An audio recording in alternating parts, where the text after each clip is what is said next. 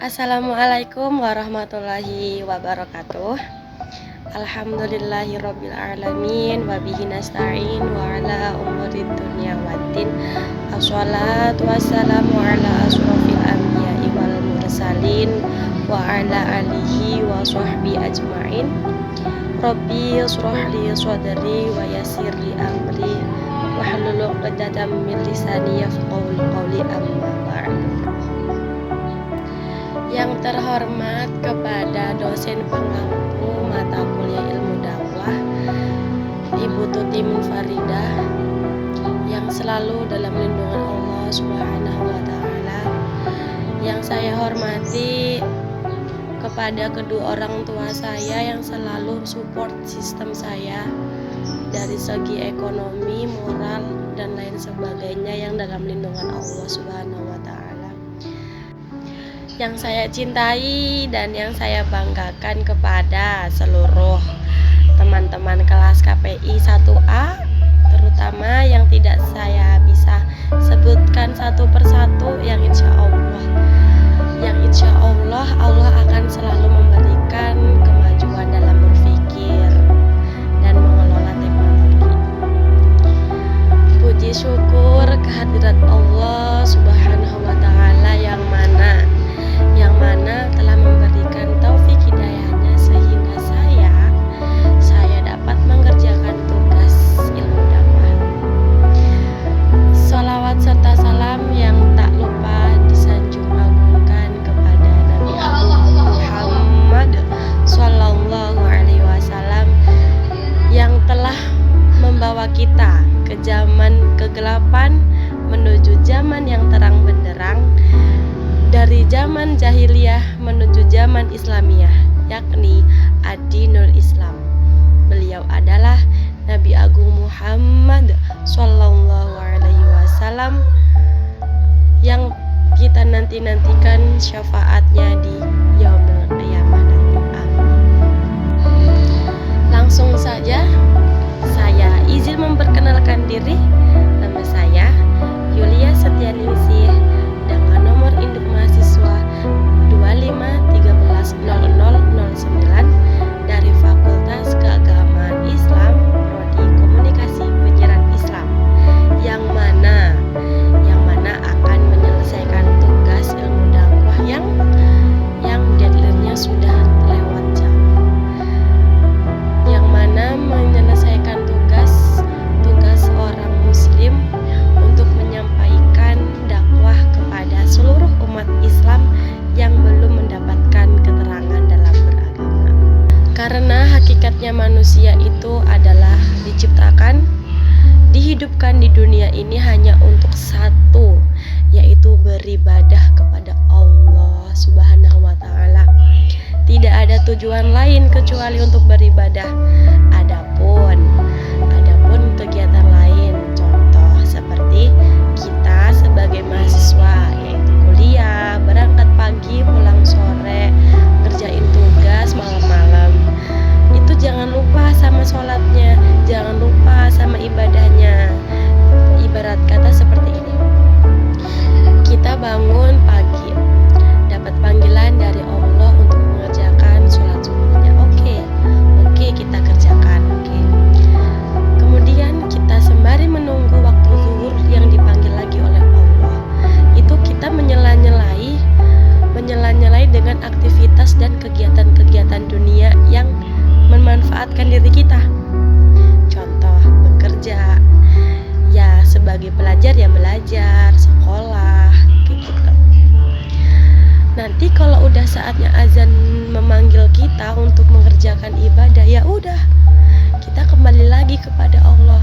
Kita kembali lagi kepada Allah, berserah diri kepada Allah, seperti itu. Nanti kalau habis zuhur menunggu panggilan asar, sama. Yang lanjut kerja ya kerja, yang lanjut sekolah ya sekolah. Nanti kalau saatnya azan asar sudah terdengar, ya lanjut lagi dengan ibadah, lanjut lagi dengan perserahan diri kepada Allah. Begitupun sampai isya. Jangan seolah-olah sholat itu, ibadah itu diam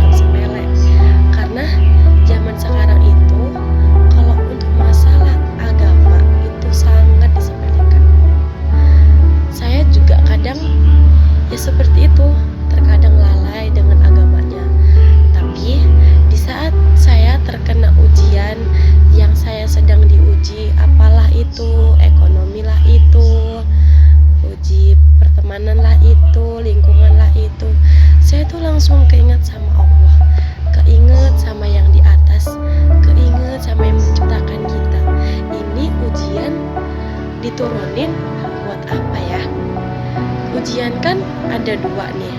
Yang pertama, ujian buat ya emang orang itu diuji karena emang orang itu tuh lagi dalam fase perbaikan diri.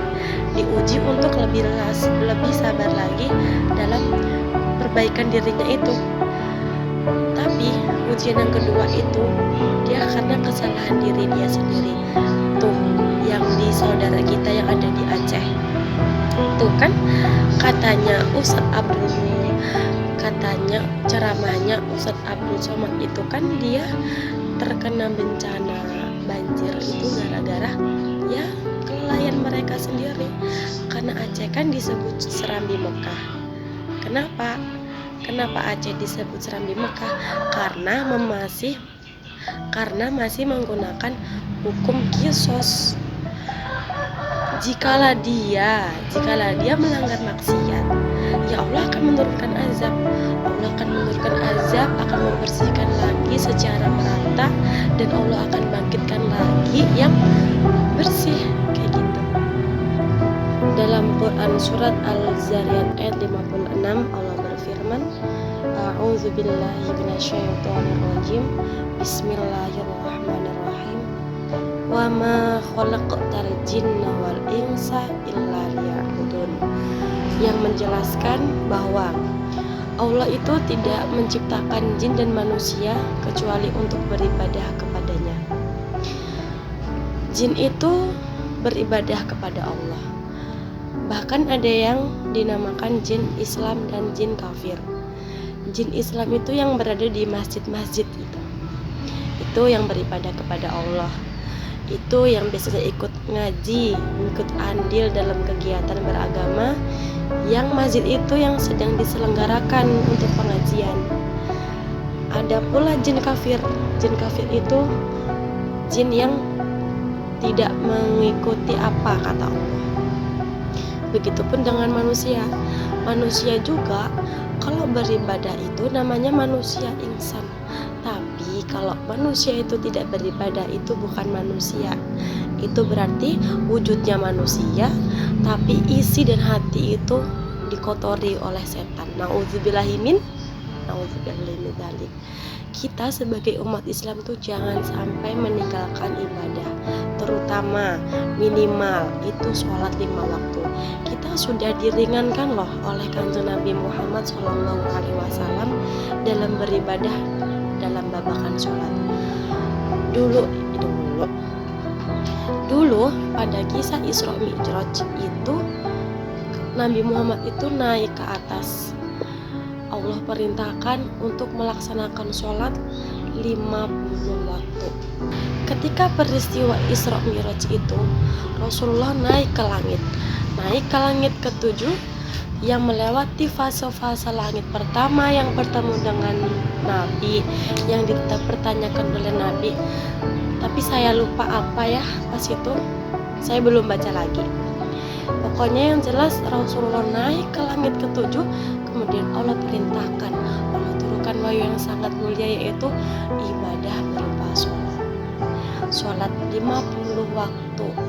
Bayangkan, 1 hari 24 jam kalian disuruh untuk sholat 50 kali.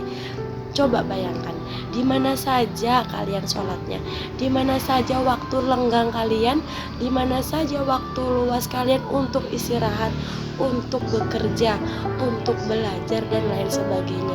Rasulullah memikirkan umatnya. Maka dari itu Rasulullah mengenyang, menawar untuk bisa menurunkan level untuk peribadahannya. Rasulullah menawar menjadi sekian, tapi Allah itu maha baik. Akhirnya dalam permintaan yang terakhir kalinya, Rasulullah meminta sholatnya 5 waktu saja dalam 24 jam. Subhanallah, Rasulullah itu sangat memikirkan umatnya. Tapi kita sebagai umatnya, apakah memikirkannya? Nauzubillahi min dzalik kalau kita lupa dengan semuanya. Ibadah itu penting. Ibadah itu, agama itu pondasi. Sholat terutama, sholat adalah pondasi agama. Maka orang yang tidak melakukan sholat itu tidak mempunyai agama, walaupun dia beragama Islam, walaupun dia berkerudung, walaupun dia bersarung. Tapi kalau tidak sholat, kalau tidak ingat dengan Allah, na'udzubillahi min dzalik, itu Islamnya hanya Islam saja, tidak semuanya Islam gitu. Bahkan ada ibadah-ibadah lain yang amalnya juga tidak kalah saingnya dengan sholat. Tapi ya kita sebagai umat Islam ya tolonglah, karena rukun Islam yang pertama adalah, karena rukun Islam agama, karena rukun Islam itu hanya 5 perkara: syahadat, sholat. Syahadat sudah dalam masuk ke sholat. Kalian kalau sholat pasti syahadat kan? Setelah sholat, zakat, puasa, haji bagi yang mampu. Lah kalian kalau bukan sholat, puasa. Sholat aja yang sehari hanya 5 waktu aja kalian kadang bolong-bolong, apalagi yang puasa. Puasa yang 1 bulan 30 hari full. Saya sih nggak jamin kalau kalian sholatnya nggak pernah 50 waktu. Saya sih nggak jamin kalau kalian sholat aja bolong, apalagi suruh puasain 30 hari. Yang puasa 30 hari aja kalian bolong juga, apalagi kalian suruh haji. Haji yang sebulan, yang di tanah suci, yang hawanya panas, yang sampai bibirnya kering itu, saya juga nggak jamin kalian bisa. Makanya ibadah yang paling enak dan paling mudah itu hanyalah sholat. Sholat itu kita berdoa kepada Allah. Kalian pernah nggak sih kalau lagi nggak sholat terus berdoa meminta kepada Allah? Pasti pernah kan ya? Contoh, kalau lagi ujian, pasti kalian dalam hati, ya Allah aku bisa nggak ya? Ya Allah semoga aku bisa. Itu juga salah satu doa. Doa itu nggak harus di akhir sholat. Doa itu nggak harus pas ba'da sholat, itu nggak harus. Doa itu di mana aja, nggak harus pas, nggak harus pakai bahasa Arab. Allahumma inna nas'aluka salamatan fiddin. Itu nggak perlu. Selagi kita tahu artinya dan kita tahu tujuan kita berdoa untuk minta apa, itu pasti Allah kabulkan. Allah itu maha baik. Allah tuh nggak pernah memilih-milih hambanya. Bahkan manusia, bahkan ciptaan Allah yang kadang sholatnya nolak aja, masih diberi waktu untuk hidup, masih diberi waktu untuk nafas kan. Allah itu maha baik. Jadi tolong kita sebagai umat Islam itu ingat kepada Allah, bahwa Allah itu yang menciptakan semuanya. Kita diciptakan dari Allah, kita juga kembali kepada Allah. Apa kalian gak pernah berpikir suatu saat, oh iya kita akan mati, kita akan di dalam kuburan, kita akan hidup sendirian di dalam kubur, kita akan hidup gelap gelita tanpa ada pertolongan. Kalian ingin pertolongan ya hanya satu, ingat kepada ciptaan, ingat kepada Tuhan, ingat kepada Allah Subhanahu wa Ta'ala. Kalau kalian tidak ingat, ya siapa lagi yang mau menolong kalian? Orang yang menciptakan aja tidak diingat, apalagi yang lain. Kalau bicara soal kematian, manusia 24 jam itu merasakan mati yang mana kita tidak sadar bahwa kita itu mati. Tidur itu tuh sebenarnya kita tuh latihan untuk mati. Latihan mati, kita bisa nggak sih balik lagi? Kita bisa nggak sih hidup lagi? Kita masih diberi nafas nggak sih sama Allah? Tidur itu latihan mati. Jadi kalian itu kalau mau tidur, usahakan wudhu. Setelah wudhu, usahakan untuk berdoa, karena wudhu itu sunnah. Siapa tahu namanya mati kan gak ada yang tahu ya. Kalau kita tidur dalam keadaan suci terus kita paginya tidak bangun, itu dihitung suci, walaupun kita di tengah-tengah tidur kita, di tengah malam saat kita mimpi indah kita hadas, itu tetap saja masih dihitung suci karena kita nggak sadar. Makanya disunahkan untuk wudhu supaya nanti kalau kita mati saat keadaan tidur, itu tidur kita, mati kita itu mati suci. Kemudian namanya hidup itu tidak ada yang tahu, hanya Allah yang mengatur semuanya. Ajal, rezeki, jodoh itu Allah yang mengatur. Jadi kita was-was ajalah dalam hidup, berhati-hatilah dalam hidup, berhati-hati jangan sampai kita melakukan dosa yang mana kita telah buat. Tolong hari ini jangan, yang kemarin sudah terlewati tolong hari ini kita perbaiki. Yang kemarin sudah ada noda-noda hitam, tolong hari ini kita bersihkan. Tolong setiap harinya kita kurangin noda-noda hitam itu. Jangan sampai setiap harinya kita malah menambahkan noda-noda hitam itu. Nauzubillahi min dzalik. Noda-noda hitam itu ibarat seperti dosa-dosa kita. Itu kayak ibarat kertas putih ya. Kertas putih itu ibarat hati kita yang masih suci, yang masih bersih, yang masih suci, yang masih bersih, masih suci itu. Terus kita kasih dosa satu, seumpama kita menyakiti hati teman, kita ngomong asal ceplos, kita nggak mikir hati teman kita itu sakit atau tidak, kita ngomong yang menyinggung perasaan teman itu, satu noda titik itu dosa. Kemudian setelah kita melukai hati teman kita minjem sendal teman kita mau ke warung, mau ke depan, mau jajan sebentar aja, itu juga dosa karena meminjam tanpa izin itu namanya ghosab, dan ghosab itu sama hukumnya dengan mencuri. Nauzubillahi min dzalik. Setiap hari noda hitam itu akan bertambah dan kertas itu akan penuh dengan noda hitam. Nauzubillah, itu berarti hati kita sudah keras, hati kita sudah kotor. Hati yang sudah kotor dan hati yang sudah keras itu susah untuk dinasihati, susah untuk mencerna nasihat-nasihat, mencerna omongan-omongan orang yang baik-baik. Contoh, banyak ketawa juga salah satu faktor yang bisa membuatkan hati kita keras, hati yang mana tidak bisa menerima nasihat orang. Tuh. Makanya hati-hati nih buat para cewek-cewek biasanya yang suka gibah-gibah, nauzubillah, yang suka mulutnya kemana-mana. Saya juga kadang kalau lagi happy ya kayak gitu, kayak nggak pikir, kayak nggak mikir, enjoy life aja gitu. Tapi setelah itu aku mikir, astagfirullahaladzim, kayak astagfirullah, saya ini perempuan itu suaranya itu aurat, suara perempuan itu aurat. Kalau mengundang syahwat lala itu kan kita menyebabkan dosa, itu nauzubillahi min dzalik. Berarti sama saja perempuan itu sumbernya dosa. Makanya wanita itu sangat-sangat tertutup rapih, tertutup, terjaga, dari mulai ujung rambut sampai ujung kuku itu ditutup semua.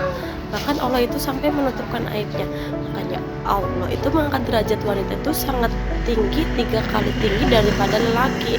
Bisa melahirkan, pertama bisa mengandung, bisa melahirkan, bisa menyusui, mengerawat. Seperti lagu qasidah gimana ya?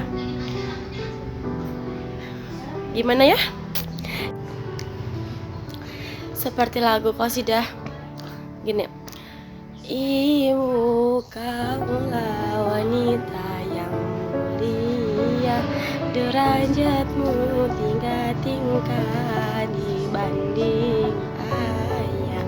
Kau mengandung, melahirkan, menyusui, mengasuh, membesarkan putra putrimu ibu.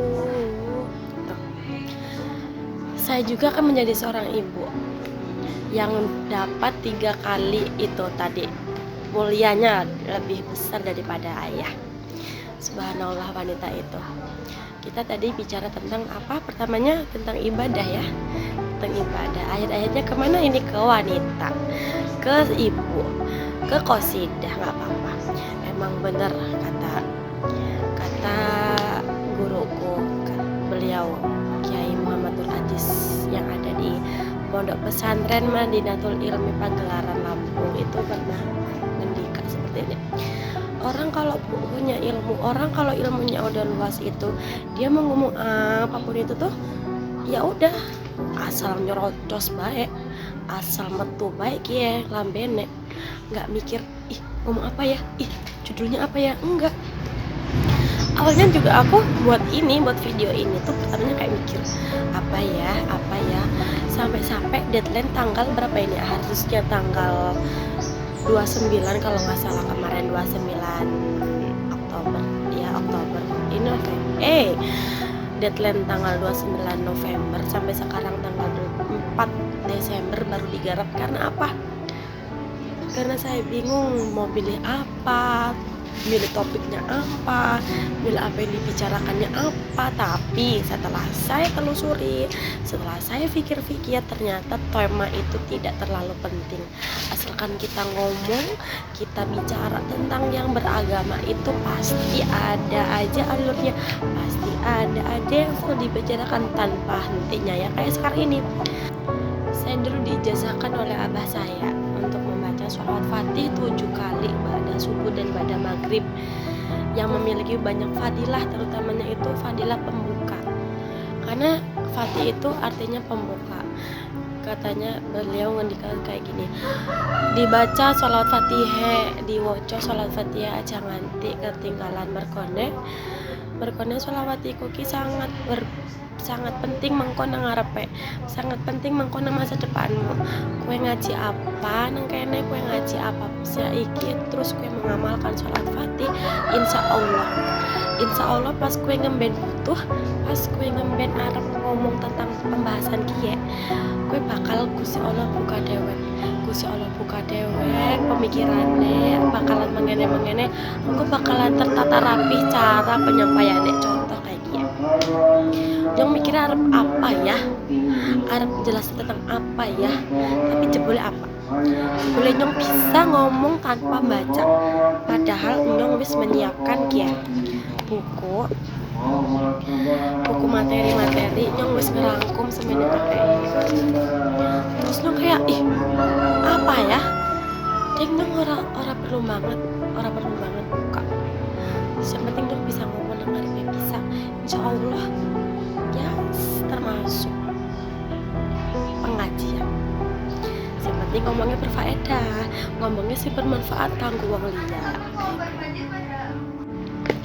Mungkin hanya ini saja yang bisa saya sampaikan. Embuh ngawalane kok ngendi embuh, jebule kok ngendi embuh, yang penting ana faedahe lah ya. Mugi-mugi sing nonton video ini bisa dijiot faedahe, bisa diamalna, bisa diambil sing baik-baik ya. Video ini termasuk juga tak persembahna kanggo wong tuane nyong sing lagi nang omah, sing lagi membiayai nyong sekolah. Karena nyong dewekan sekolah, cuman aku anak satu-satunya sing dianggap wong tua iku bakalan berhasil, bakalan insya Allah bisa bungane atine mama karo papa.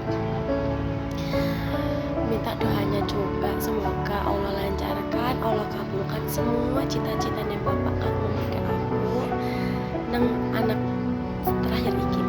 Cukup sekian sing bisa disampaikan. Semoga aku pribadi anak kemajuannya dalam bidang ini, karena bidang inilah yang aku cari-cari, karena bidang ini juga yang orang tua saya itu tujukan kepada diri saya. Saya sebagai anak terakhir akan berusaha membuat hati kedua orang tua saya itu sangat-sangat bahagia mempunyai anak seperti saya.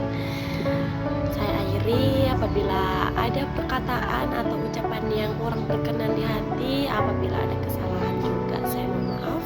Pada Allah saya mohon ampun. Wallahu muwaffiq ila aqwamit thoriq. Wassalamualaikum warahmatullahi wabarakatuh.